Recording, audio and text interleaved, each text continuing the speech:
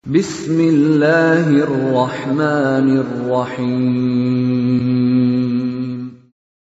Waltakum minkum ummatun yad'una ilal khairi wa ya'muruna bil ma'rufi wa yanhauna 'anil munkar. Assalamualaikum warahmatullahi wabarakatuh. Alhamdulillah wassalatu wassalamu ala rasulillah ma ba'd. Allah berfirman, wajahidu bi amwalikum wa anfusikum.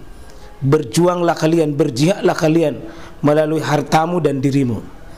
Hampir semua ayat-ayat berjuangan dan pengorbanan itu dimulai dengan bi amwalikum. Harta kalian, harta kalian. Saya mengajak secara praktis dan kami sudah buktikan. Rp1.000 itu bisa luar biasa dahsyat. Bisa beli mobil, bisa buat kuburan, ya, bisa membangun masjid. Uang 1.000. Mari kita satukan uang 1.000 kita. Nanti kami jemput di rekening ini, insya Allah bisa kita buat. Di rekening ini, insya Allah kita buat sebuah kekuatan umat dengan Rp1.000. Rp1.000 dahsyat. Saya mengajak, mari kita buktikan. Assalamualaikum warahmatullahi wabarakatuh. Kita masih membahas di perkara hukum wanita dalam perkara haid. Yang lalu kita sudah bahas bagaimana hukum wanita menyentuh, membaca Al-Quran. Kita akan melihat bagaimana wanita haid, termasuk nanti di dalamnya orang junub dan nifas masuk di dalam masjid. Tentu sebelumnya ini bicara tentang fikih, namanya fikih al-makna al-fahmu, pemahaman terhadap sebuah dalil secara tafsili dengan dalil-dalil yang rinci. Tentu kalau kita bahas tentang fikih, harus yang kita harapkan adalah sikap at-tawassu, sikap berlapang dada dan menyiapkan diri untuk kita bisa berbeda pendapat dengan orang lain. Jangan memasuki fikih jamaah sekalian kalau kita hitam putih, karena hitam putih itu cenderung di pembahasan akidah. Makanya ayat-ayat tentang akidah itu pendek-pendek, Pak. Tegas. Tidak perlu panjang-panjang pembahasan akidah, karena dia tidak perlu banyak perincian. Seperti qul huwallahu ahad, jelas. Tidak usah terlalu banyak liku-likunya. Qul a'udzu birabbin nas, qul a'udzu birabbil falaq, wal asri. Ini semua ayat-ayat yang mengajak kepada akidah yang butuh ketegasan dan tidak perlu diperpanjang lebar. Kita cukup siap mengimani. Tapi ketika ayat-ayat Madaniyah di Madinah turun, itu bicara tentang hukum. Bicara tentang hukum itu banyak bicara tentang masalah memahami hukum itu. Maka sebagai seorang muslim, antum sebagai tulabul ilm, saya mohon mari kita sama-sama memahami bahwa hukum itu bisa jadi terjadi perbedaan sudut pandang yang berbeda meskipun dalil yang sama. Ya, insyaallah yang penting persamaan semuanya membawa setiap permasalahan hukum ke dalil.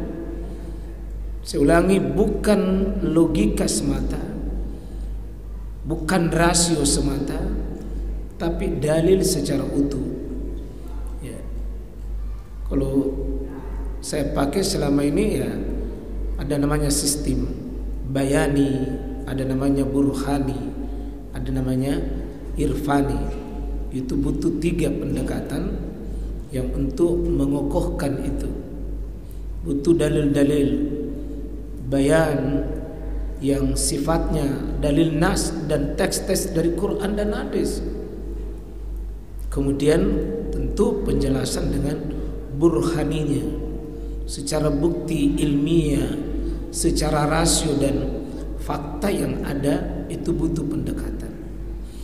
Kemudian ada kadang-kadang hati kita, ya spiritual kita, dan ini tiga-tiganya mesti dipakai. Jadi kita tidak mengabaikan prinsip tasawuf, kita juga tidak mengabaikan sistem rasionalitas dalam Islam, tapi tidak boleh dimatikan yang lain. Akan terjadi kita ta'assub besar, bergolongan besar, dan kita akan fanatik besar kalau kita hanya menerima satu sisi saja. Dan mohon Pak, benarnya sebuah hadis belum tentu benarnya sebuah hukum. Hadisnya sahih, ayatnya benar, tapi peletakan dan penempatan itu mesti kita tanya kepada ahlinya, ahli usul, ahli kawaid, ahli fikih, untuk meletakkan dalil itu yang sahih. Apakah sahih maknanya, sahih juga tempatnya. Apakah sahih datangnya, ya, tapi tidak sahih tempatnya. Ini kita coba lihat hukum wanita haid. Haid ya, ya tentu di atasnya haid nanti junub, di atasnya junub, masuk masjid. Kalau kita buka literatur fikih, ya tidak ada persamaan, cuma ya, saya mau dulu ini kelemahan pendapat mengatakan larangan tinggal atau dalam masjid bagi wanita haid dan nifas. Berarti ada yang mengatakan dilarang, dan itu hampir semua mazhab dan hampir jumhur ulama. Tapi coba lihat nanti bagaimana bandingkan dengan ahli tafsir, nanti menafsirkan, ya. Ini dalil yang paling kuat yang dipakai oleh mayoritas ulama, tidak membolehkan wanita masuk dalam masjid ini. Ini dalil yang paling kuat. Fa inni la uhillul masjida li haidin wala junubin. Karena saya, kata Nabi SAW, tidak menghalalkan masuk masjid untuk wanita yang sedang haid dan juga orang sedang junub. Riwayat Abu Daud, Ibnu Huzaimah, Al-Baihaqi.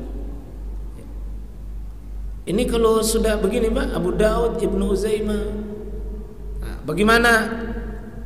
Pasti kalau sudah begini banyak komentar ini, banyak komentar. Saya tidak menghalalkan, itu berarti mengharamkan untuk orang yang sedang haid. Kalau cuma kita terima hadis ini sampai ini saja, kita pasti mengharamkan wanita haid secara mutlak. Kita bagaimana? Yang menjadi perbincangan hadis ini karena ada rawi, ada membawa hadis ini, namanya rawi, orang yang membawakan hadis ini kepada satu perawi kepada yang lainnya. Ada namanya Jasra binti Dajaja. Disinilah fokus nanti, dan dua-dua hadis melalui jalurnya ini Jasra. Oleh kata para ulama, Jasra inilah yang menjadi titik permasalahan hadis ini. Beliau seorang rawi yang daif, lemah. Dan ini yang paling kuat Pak, ini yang paling kuat, ini yang dipegang. Sampai nanti ulama-ulama ada yang menguatkannya. Ya, komentarnya ulama, ini Imam Bukhari sendiri, ini Imam Bukhari, gurunya Amirul Mukminin fil hadis, Imam Bukhari sendiri mengatakan ada keanehan. Pada siapa? Ini pada Jasra ini. Ya. Kalau begitu, kalau Imam Bukhari sudah mengatakan mengatakan aneh, itu sudah pertanyaan besar itu. Al-Baihaqi mengatakan tidak kuat. Imam Al-Khattabi mengatakan lemah. Abdul Haq mengatakan tidak sabit. Istilahnya saja yang beda-beda. Ibnu Hazm itu mengatakan batil hadis ini. Di kalau Ibnu Hazm itu pokoknya wanita itu boleh mutlak masuk ke dalam masjid wanita haid. Syekh Albani, ini sebagai peneliti hadis di abad ini, beliau mengatakan lemah hadis ini. Nanti pendapat fikihnya Imam Albani mengatakan lemah pendapat itu, yang mengatakan tidak boleh.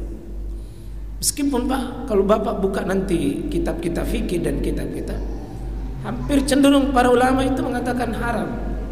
Tapi ini landasannya. Ini landasannya. Imam Bukhari, Al-Baihaqi, Imam Khattabi, Abdul Haq, Ibnu Hazm, Albani mengatakan tidak kuat, ya berarti ini ada masalah dengan hadis ini. Hadis yang kedua yang dipakai oleh ulama, innal masjida la yahillu lil junub wala li haidin. Ini sesungguhnya masjid tidak halal bagi orang junub dan haid. Kurang lebih tadi sama ya. Tadi kata saya tidak menghalalkan berarti haram. Sama ini, la yahillu li junubin, la yahillu li junubin.